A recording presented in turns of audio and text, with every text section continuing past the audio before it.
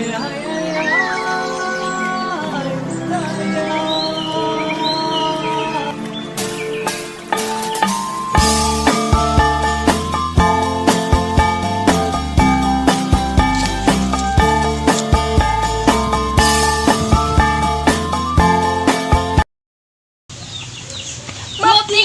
Sapa everyone!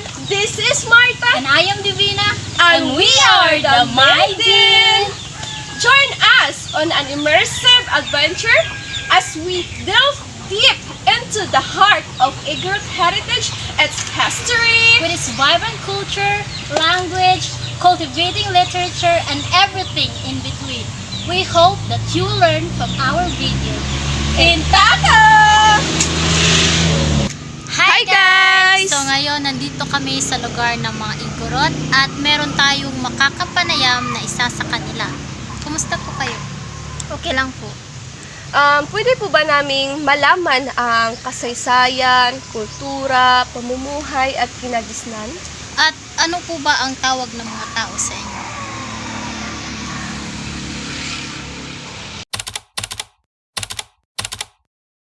The Igorot peoples are Austronesians. They were known in earlier days for their wars and practice of head hunting. The Spaniards forcibly partially subdued them during the colonial occupation of the Philippines, that process being completed during the period of U.S. hegemony. Igorot society collects several ethnic groups in the Philippines that come from the Cordillera Administrative Region of Luzon. They inhabit the 6 provinces of Kalinga, Apayao, Abra, Mountain Province, Ifugao, and Benguet. Agricultural terracing and farming are their principal means of livelihood. Their main cultivation is rice. They cultivate sweet potatoes too. They used to raise pigs and chickens primarily for the numerous rituals and sacrifices. Also, hunting and fishing are important parts of culture in the Cordilleras and is often learned at early age.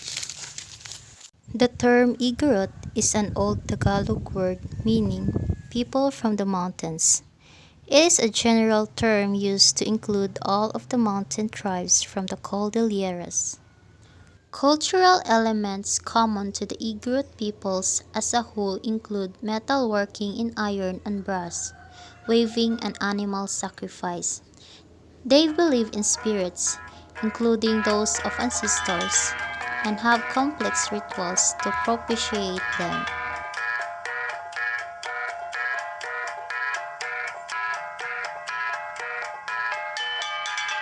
The traditional clothing of the Igorot varies from tribe to tribe, but it typically consists of a loincloth, bahag or wanis for men, and a skirt or gating for women.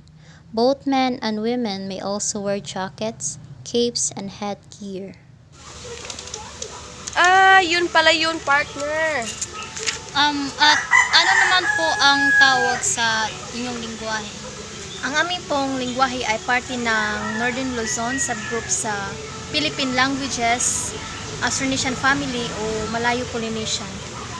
Ano po ba yung kilalang literatura ng mga Igorot? Ang kilalang literatura po namin dito ay ang Kabunian at Lumawig. One of their known literature is the Kabunian and Lumawig. In the mythology of the Igorot culture area, much confusion arises as to whom the people regard as their supreme deity. To some, it is Kabunian. To others, it is Lumawig. Their theogony grows befuddled when one meets with similar stories told by different groups, differing only in nomenclature. In one, the hero god is Kabunian, while in the other, it is Lumawig.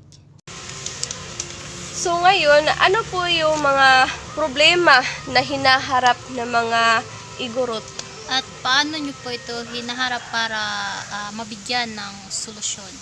Ang ilan pong mga problema na kinakaharap namin ay land rights and displacement, cultural erosion and identity preservation, education, and socioeconomic development. At meron po kaming coping strategies at resilience building approaches. At kami pong mga Igorot ay nagsisikap na masolusyonan ang problemang ito. Maraming salamat po ma'am dahil kami po ay inyong pinanglakan at pinatuloy dito sa inyong magandang lugar. Walang anuman. Maraming salamat, ma'am.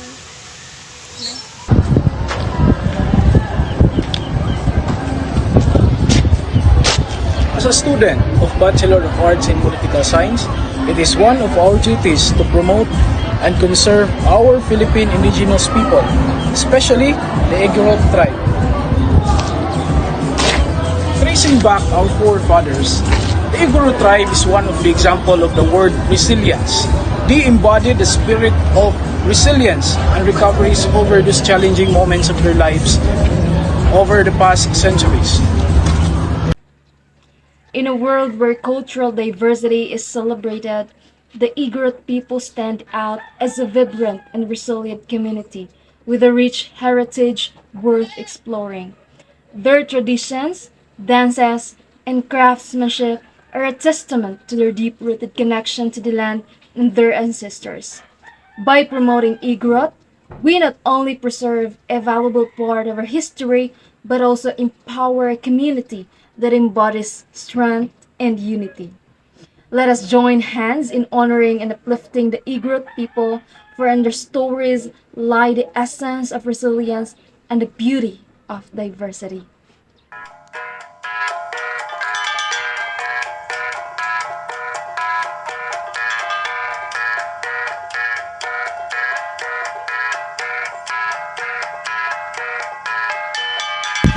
We are political science students. Of course, we love IPs. Piliin mo rin ang Pilipinas, kapulo ang kwintas ng perlas. Piliin mo, yakapin mo, kayamanan niyang likas. Piliin mo ang Pilipinas.